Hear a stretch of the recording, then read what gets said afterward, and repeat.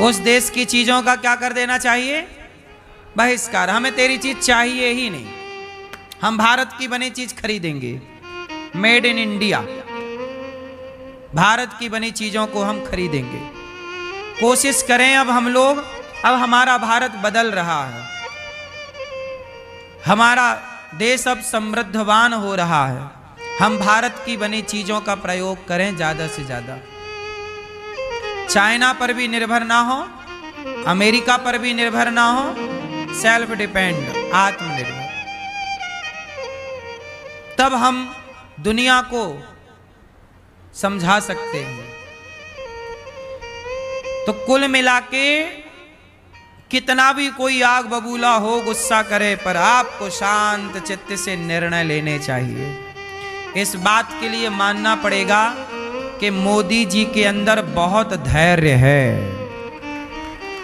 इतना धैर्यवान होना बहुत कठिन है जितना धैर्य का परिचय मोदी जी देते हैं।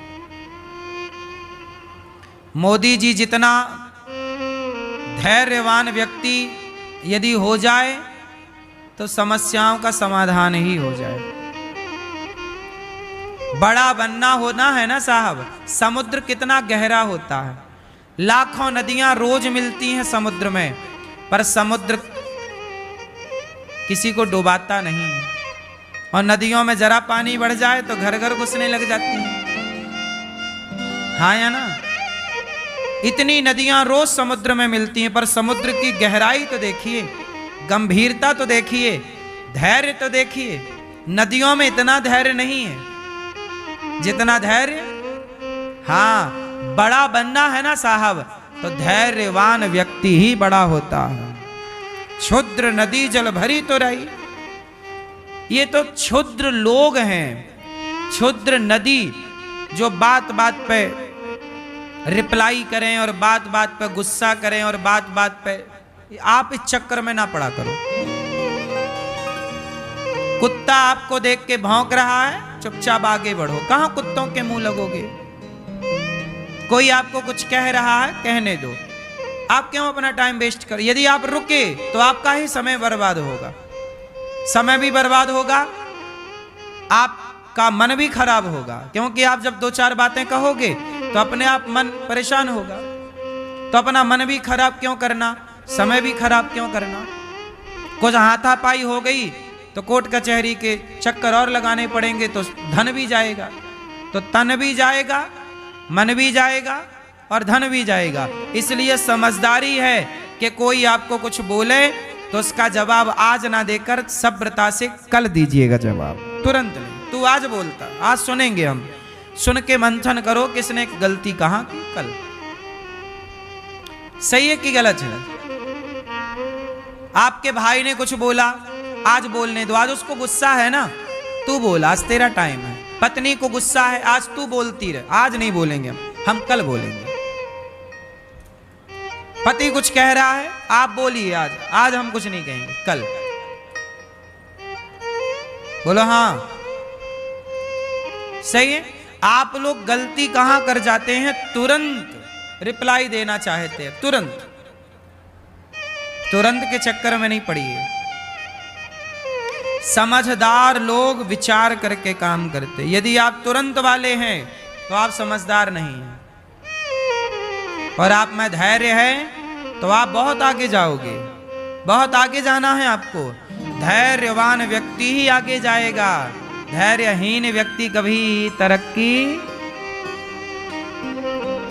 गोपियां आई, बांसुरी से कहा, हे बांसुरी बंसी ओ बंसी,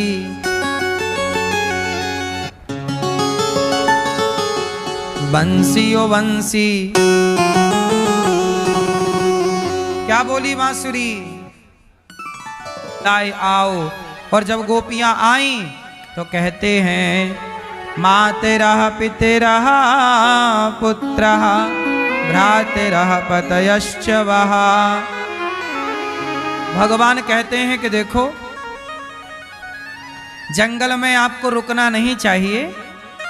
तुम्हें ना देख करके तुम्हारे माता पिता पति पुत्र भाई बंधु तुम्हें ढूंढ रहे होंगे, उन्हें भय में न डालो सखियो, आ गई हो अब दर्शन कर लिया हमारा, जाओ।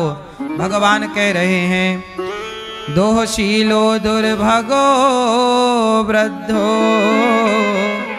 जड़ो रोग्य धनो पिवा पति स्त्रीभिर्नहा तब्यो लोकेप्सु भिरपातकी। पति कैसा भी हो, भगवान कह रहे हैं, ये बात हम नहीं कह रहे, भगवान क्या बोले, पति कैसा भी हो नारी को पति का त्याग नहीं करना चाहिए। क्यों मेरी माँ? पति कैसा भी हो नारी को क्या करना नहीं चाहिए? पति का त्याग। और नारी पति को भी अपनी पत्नी का त्याग नहीं करना चाहिए। विवाह हो गया तो उस रिश्ते को निभाना चाहिए, छोड़ना नहीं चाहिए। हाँ या ना? पत्नी कैसी भी हो, पति कैसा भी हो, रिश्तों में विश्वास हो। भगवान कहां से बन के आता है? क्या आप लोग बनाते हो? रिश्ते सबके भगवान बनाते हैं, हम लोग केवल निभाते हैं। इसलिए प्रेम मोहब्बत से निभाओ। जो मिल गई, जो मिल गया उसे निभाओ। लोग निभा नहीं पाते, रोते हैं। भाई का रिश्ता अच्छा हो भक्तो, स्वर्गा से आयो है संदेश, बुलावो आग्यो राम को। जब आपका बुलावा भगवान के घर से आएगा तब आपको पता चलेगा कि रिश्ते कितने महत्व रखते हैं। आज आप लोग अपने भाई से लड़ते हो, लेकिन वही भाई जब मर जाएगा तब आपको लगेगा कि देखो हमने कितना गलत किया। जो समय प्यार मोहब्बत से कट सकता था वो समय हमने लड़ाई झगड़ा करके गुजारा। पत्नी है तो आप लड़ते हो, ताने मारते हो। अभी मैंने सुना कि एक आदमी ने अपनी पत्नी को जला दिया जिंदा, है ना? मिट्टी का तेल डाल दिया और जिंदा जला दिया। वाह, कितना बढ़िया काम किया ना उसने। ऐसे ही करना चाहिए। उसको तो उसके माँ बाप तारीफ दे रहे होंगे, वाह बेटा तूने बहुत बढ़िया किया, बहुत बढ़िया किया।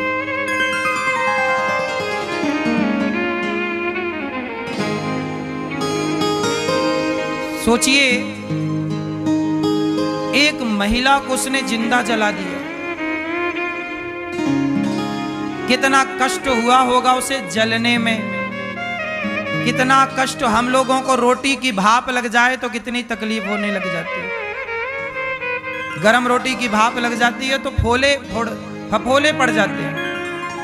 और वो जिंदा जला दिया, उसे जरा दया नहीं आई, जरा उसे पीड़ा नहीं हुई। क्यों? क्योंकि उसके अंदर शायद दया ही ना रही हो, करुणा ही ना रही हो। इसलिए कहता हूं कि ब्याह करने के पहले, शादी करने के पहले इंसानों की कदर करना सीख लो। यदि इंसानों की कदर आप नहीं करना जानते ना, एक दूसरे के घर की बेटी की इज्जत करना आप नहीं जानते ना, दूसरे के घर के बेटे का सम्मान करना आप नहीं जानते, तो विवाह मत करना। क्या मतलब निकलना उससे? जिंदा ही जलाना है किसी लड़की को तो विवाह क्यों करना है? मत करो। ये पाप क्यों ले रहे हो जिंदा जलाने का? मत करो ब्याह, उसे उसकी जिंदगी जीने दो। पत्नी जिंदा है ना, उसकी कदर नहीं है। पति जिंदा है, कदर नहीं। इसलिए हम कहते हैं हर रिश्ते की इज्जत करो, हर नारी का सम्मान करो, हर पुरुष का सम्मान करो। ना पुरुष पर अत्याचार करो, ना स्त्री पर अत्याचार करो, बल्कि एक दूसरे का सम्मान करो, आदर करो। हम आपका सम्मान करें, आप हमारा सम्मान कीजिए। ऐसे ही ये रिश्ते मधुर होते हैं। भाई पति पत्नी का रिश्ता क्या है? 50-50 का रिश्ता है। 50 हम 50 आप, तब ना जाके 100 हुआ। आप अपने कोई सम्माने और पत्नी को कुछ ना समझें या पति को कुछ ना समझ, तो भी तो रिश्ता नहीं चलेगा ना। इसलिए किसी को जला देना ये आपका अधिकार नहीं है। इससे पता लगता है कि आपके संस्कार गलत थे, आपके माँ बाप की कमी रह गई कि आपके माँ बाप ने आपको नारी का सम्मान करना नहीं सिखाया। कई बार हम लोग सोचते हैं कि चलो माँ है, जब तक माँ जिंदा होती है ना, माँ की कदर नहीं समझते हम लोग, कदर नहीं करते, इज्जत नहीं करते। माँ मर जाए तब पता लगता है कि माँ का होना कितना बड़ा गौरव था, सम्मान था। इसलिए मैं हाथ जोड़ के प्रार्थना करूं, कभी अपनी पत्नी को जिंदा जलाने का सोचिएगा भी मत। और किसके लिए जलाया उसने? दहेज के लिए, पैसे के लिए। टॉर्चर करता रहता था पैसे पे। तुम निकम्मे क्यों बन रहे हो? कमाओ ना साहब। एक जिंदगी इसलिए जला दी क्योंकि आपको पैसा चाहिए था, आपको घर बैठे पैसा चाहिए। इसलिए विवाह करने से पहले ये जरूर देख लेना चाहिए कि लड़का काम करता है कि नहीं, कमा के खिला सकता है कि नहीं। जो अकर्मण्य है उससे बेटी ना ब्याह दीजिएगा। जो अपना पेट नहीं भर सकता वो आने वाली अर्धांगिनी का पेट क्या भरेगा? इसलिए बहुत सोच समझ के विवाह करना चाहिए। किसे बेटी देना है, किसे बेटी नहीं देना, कौन योग्य है कौन अयोग्य है। पहले के लोग बहुत पड़ताल करते थे, विवाह करने के पहले छानबीन करते थे। लोगों की सुनी बातों पे भरोसा नहीं करते थे, आंखों से देखते थे। बहुत लंबे समय तक जासूस लगा के पड़ताल करते थे, लड़की कैसी है, लड़का कैसा है, आचार विचार ठीक है या नहीं, तब विवाह सफल होते थे। हाँ या ना? आजकल तो जल्दबाजी में कर देते हैं लोग।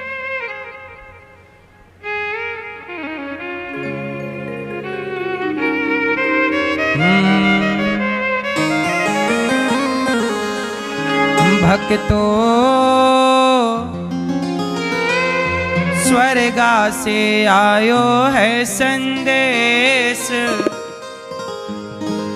बुलावो आग्यो राम। क्यों पैसा मांगता रहता है? क्या माँ को नहीं बोलना चाहिए?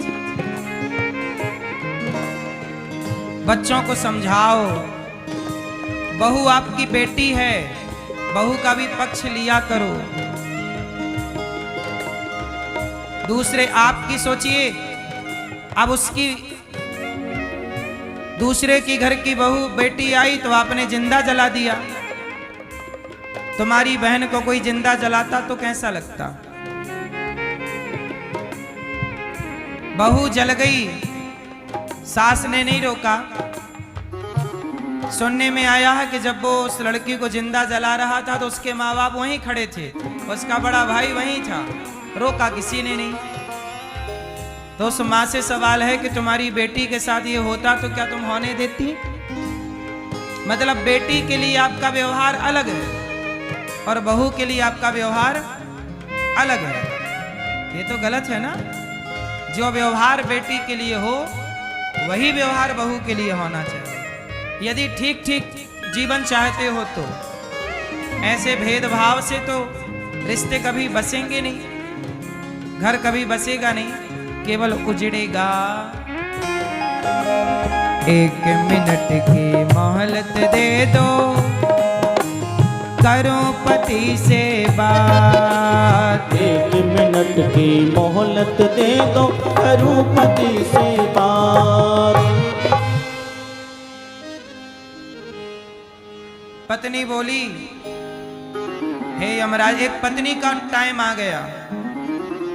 यमराज जी से बोली, यमराज जी 1 मिनट का टाइम दे दो। पत्नी बोली, देखो पत्नियों का कितना समर्पण था। वो लड़की जो जिंदा जल गई बेचारी, उसका समर्पण देखिए। उसका पति उसे टॉर्चर करता था, परेशान करता था, फिर भी वो मायके भाग के नहीं गई। नहीं तो आजकल देखो कुछ लड़कियां जरा सी बात पे मायके चली जाती हैं, पर वो देखो इतना सहने के बाद भी अपने पति के साथ रही, और साथ रही तो जिंदा जल गई। जाए मायके भाग के तो दिक्कत, रहे तो जिंदा जले तो दिक्कत। तो भाई ये सब कैसे ठीक होगा? ये सब कब ठीक होगा? अच्छी पत्नी बन के रहे तो दिक्कत है। पत्नी बोली, यमराज जी रुको 1 मिनट की।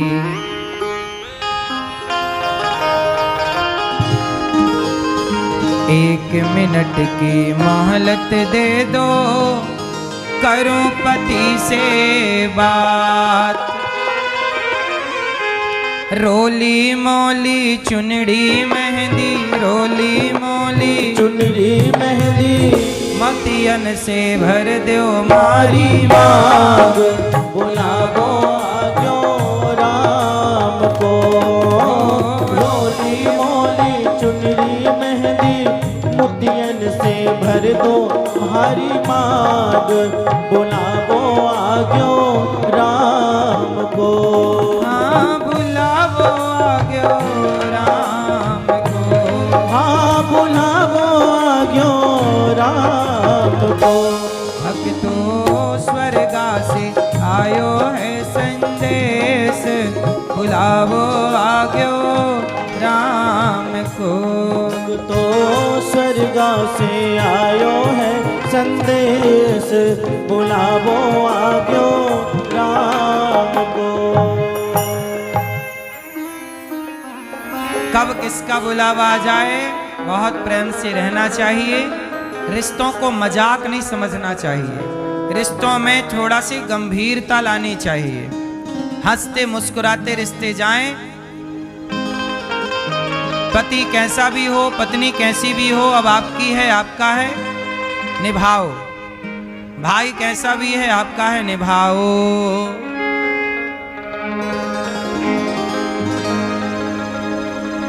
क्यों मेरी माँ? लड़कों को थोड़ा डांटा करो, समझाया करो कि वो स्त्री का सम्मान करना सीखें।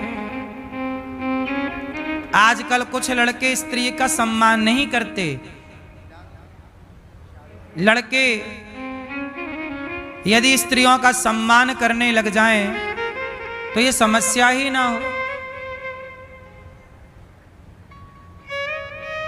समस्याएं इसलिए पैदा हुई क्योंकि आज कुछ पुरुष, पता है स्त्रियों को क्या समझते हैं? कुछ पुरुष कहते हैं तुम तो हमारे पांव की जूती हो। स्त्री को पांव की जूती समझती है। स्त्री पांव की जूती कभी नहीं होती। हम ये बात बहुत पहले से कहते चले आ रहे हैं। इस बात को कहते कहते हमें 15 साल तो हो ही गए होंगे लगभग। पत्नी कभी पांव की जूती नहीं होती। पत्नी तो पुरुष के माथे की पगड़ी होती है, जो आपकी शोभा बढ़ाती है, आपका सम्मान बढ़ाती है, आपकी इज्जत बढ़ाती है। थर्ड क्वालिटी के लोग हैं वो जो पत्नी को पांव की जूती समझते हैं। पत्नी कभी भी पांव की जूती नहीं रही। पत्नी सदा घर परिवार का सम्मान रही है, इज्जत रही है। इसलिए नारी केवल भोग की वस्तु नहीं। हमारे यहाँ विवाह किया जाता है। बताओ विवाह क्यों किया जाता है? आपने किया विवाह? नहीं, आपका हुआ, आपका विवाह हो गया। आपने विवाह क्यों किया? बताओ विवाह क्यों किया जाता है?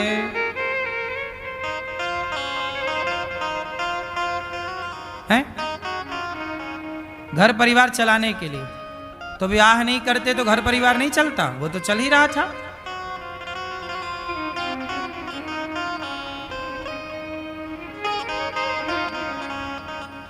दादाजी आपने विवाह किया? हाँ।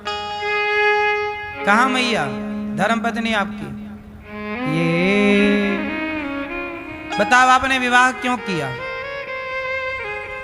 आपने विवाह किया क्यों किया? क्यों करते हैं लोग विवाह, ये हमें बताओ।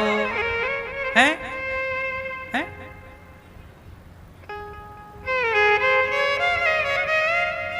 क्यों करते हैं लोग विवाह? क्या उद्देश्य है? क्यों करना चाहिए? सनातन में विवाह क्यों करते हैं? अमेरिका लंदन में तो विवाह करने की कोई परंपरा ही नहीं है, वहां तो ऐसे ही रहते हैं बिना विवाह के। हाँ या ना? भारत में ही प्राचीन परंपराएं हैं विवाह की। क्यों? राम का भी विवाह हुआ, भगवान कृष्ण का भी हुआ, भगवान शंकर का भी हुआ। क्यों हुआ? हमारे यहां विवाह क्यों करते? उद्देश्य कुछ तो होगा। क्यों करते जरा हमें समझाओ। आप बताओ भैया, चश्मा वाले भैया, आप विवाह किए कि नहीं? क्यों किए? क्यों करते हैं लोग विवाह? संसार को चलाने के लिए। आप नहीं करते विवाह तो संसार नहीं चलता, क्यों? अच्छा हुआ आपने कर लिया तो संसार चल रहा है, नहीं सोचो क्या होता है संसार का। सही कह रहे हैं आप। पीछे वाले भैया, आपने की शादी? की? क्यों किया ब्याह? नहीं पता? नहीं पता, बस कर लिया। सब कर रहे हैं, हम भी कर लिए। आपने किया विवाह? क्यों किया? परिवार बढ़ाने के लिए। परिवार तो कुत्ता बिल्ली का भी बढ़ रहा है, बिना ब्याह के बढ़ रहा है। तो परिवार बढ़ाना है तो कुत्ता बिल्ली कहां ब्याह करते? नहीं बढ़ रहा उनका। एक बार में 12 हो रहे सुअर के थोक में।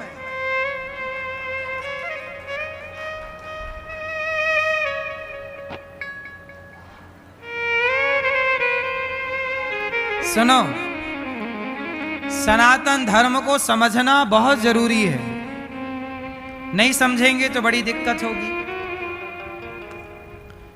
ये जो उत्तर आप लोगों ने दिया, ये उत्तर ठीक है, कुछ हद तक सही भी हो सकता है, पर जो मूल उद्देश्य है वो ये नहीं है।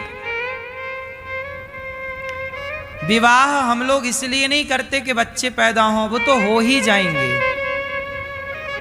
परिवार बढ़े, परिवार तो बढ़ ही जाएगा, इसमें क्या है। विवाह हम लोग इसलिए करते हैं कि बिना विवाह के चाहे पुरुष हो चाहे स्त्री हो, उसे यज्ञ करने का अधिकार नहीं होता। बिना विवाह के आपको यज्ञ करने का अधिकार नहीं होगा। तो यज्ञ हमारे सनातन की एक मूल परंपरा है। तो हम विवाह इसलिए करते हैं कि हम विवाह करके अपने पत्नी के साथ यज्ञ करके ईश्वर की आराधना कर सकें। हमारी पत्नी ईश्वर की आराधना में हमारी सहयोगी है, हमारा पति ईश्वर की आराधना करने में हमारा सहयोगी है। इसलिए हम लोग विवाह करते हैं। पुरुष अकेला यज्ञ में नहीं बैठ सकता और स्त्री अकेली यज्ञ में नहीं बैठ सकती। दोनों होना चाहिए, जोड़े से बैठोगे। इसलिए हमारे यहाँ गठबंधन होता है, गठजोड़। और फिर यज्ञ में कोई भी यज्ञ देखिए आप, विधान देखिए जो प्राचीनता है, उसमें आप पति पत्नी। राम को भी अकेले यज्ञ में नहीं बैठने दिया वशिष्ठ जी ने, कहा सीता को लाओ। जब राजसू यज्ञ हुआ वो घोड़ा छोड़ा गया, और जब सीता मैया वनवास में थी तब राम ने क्या किया, सोने की सीता बनाई और राम ने अपने अगल बगल में सोने की सीता मैया को बिठाया। तब वशिष्ठ जी ने यज्ञ कराया। इसका मतलब ये हुआ कि देखो जैसे हमारे यजमान जी हैं, ये भागवत सुनने आए हैं, तो इन्होंने जोड़े से भागवत सुनी, पति और पत्नी दोनों। इसलिए जब पति पत्नी हो तो सारे अच्छे कर्म यज्ञ भागवत जोड़े से सुन लो, क्योंकि एक टाइम बाद ऐसा आता है कि जोड़ा नहीं होता, या पति होता है या पत्नी रह जाती है, दो में से एक चला जाता है। तो आप दो से एक बचें, उसके पहले जिसके लिए विवाह हुआ वो यज्ञ के वो अच्छे सुंदर काम वो अनुष्ठान कर लीजिए। भागवत सबसे बड़ा यज्ञ है, भागवत से बड़ा कोई यज्ञ नहीं। ये यज्ञ हमारे यजमान जी ये क्या कर रहे हैं, भागवत करा रहे हैं, ये भी तो एक यज्ञ है। इसलिए जीते जी भागवत सुन लो, जीते जी पुण्य के कार्य कर लो, जोड़े से काम करना चाहिए। पति पत्नी दोनों को जोड़े से भगवान की आराधना करनी चाहिए। पति पत्नी मिलके करें, भगवान का भोग बनाओ मिलजुल के, प्रेम से कीर्तन करो मिलजुल के, ध्यान करो दोनों मिलजुल के। अब आजकल पत्नी ही सारी घर की पूजा पाठ की जिम्मेदारी लेती हैं, पुरुष लोग नहीं करते, कुछ पुरुष नहीं करते, कुछ करते हैं। आप लोग पूजा करते हैं घर में? घर में शालिग्राम भगवान रखो, पुरुष लोग पूजा करें। शालिग्राम जी की पूजा पुरुष लोग करें, गोपाल जी की पूजा स्त्रियां करें, ऐसे मिलजुल के करो। कीर्तन दोनों करो, आरती साथ में हो, दोनों भगवान की उतारो, साथ में ईश्वर की आराधना। कथा सुनो, साथ में सुनो, कथाएं भी साथ सुनना चाहिए। अब जैसे आपकी पत्नी भी आती हैं तो सोचो कितना अच्छा लगता आज उनको, पत्नी भी सुने पति भी सुने, दोनों के एक विचार हो। भगवान गोपियों से बोले, मैवं विभोर्हति भवान गदितुं रशंसं संत्यज्य सर्व विषयान् तव पादमूलम् भक्ता भजस्व दुर्वा ग्रहमा त्यजास्मान् देवो यथादिपुरुषे देवो यथादिपुरुषो भजते मुमुक्षून् मैवं विभोर्हति भवान् गदितुं रसंसं। गोपियां बोली, हे श्याम सुंदर, हे प्यारे कृष्ण, तुम घट घट व्यापी हो, हमारे हृदय की बात जानते हो, तुम्हें इस प्रकार के कठोर वचन नहीं बोलना चाहिए। हम सब कुछ छोड़कर केवल आपके लिए आई हैं और आप कह रहे हो कि चली जाओ घर। हे श्याम सुंदर, हम आपसे प्रेम करती हैं, तुम स्वतंत्र हो, हठीले हो, तुम पर हमारा कोई वश नहीं है। फिर भी तुम अपनी ओर से जैसे आदि पुरुष भगवान नारायण कृपा करके अपने भक्तों को, मुमुक्षुओं को प्रेम करते हैं, आप भी हमें प्रेम करो। गोपियां बोली। जब गोपियां भगवान से बोली कि प्रभु हम सब छोड़कर आपके लिए आई हैं, अब आपको छोड़कर कहाँ जाएं, तब भगवान गोपियों के संग रास रचाने लग गए। गोपियों के संग जब भगवान ने रास रचाए तो गोपियों को अभिमान आ गया कि हम कितनी सुंदर हैं, और जैसे ही सुंदरता का अभिमान आया, भगवान कृष्ण गोपियों के मध्य से अंतर्धान हो गए। सारी गोपियां रोने लग गईं। अंतर्हिते भगवती सहसैव व्रजांगना। सारी गोपियां हा कृष्ण कृष्ण कह करके मूर्छित हो करके गिरने लगी। भगवान मिल गए गोपियों को, रास होने भी लग गया, अभिमान आ गया कि हम बड़ी सुंदर हैं, तो चले गए। भगवान वहां नहीं रहते जहां अभिमान रहता है। इसलिए अभिमान को दूर रख दीजिए, फिर ईश्वर की आराधना करिए। अभिमान करने से भगवान कभी ना मिलेंगे, किसी को ना मिले, तुम्हें मिल जाएंगे।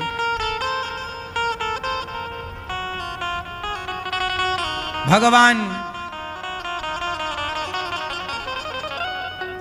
जब गए तो गोपियों ने रो रो करके पुकारा, हे प्रभु गलती हो गई। सखियों, कितना सुंदर है उस सखी का भाग्य जिसको लेकर कृष्ण गए हैं। गोपियां बोली, अनयाराधितो नूनम भगवान हरिरीश्वरः यन्नो विहाय गोविंदः प्रीतो यामनयद् रहः।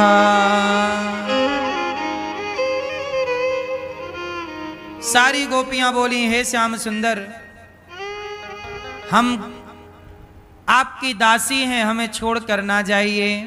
जब गोपियां रोने लग गईं कि राधा रानी को लेकर गए हैं, कितना भाग्य है राधा रानी का, तब राधा रानी ने कहा कि हे प्रभु, हम थक गए हैं। भगवान ने कहा,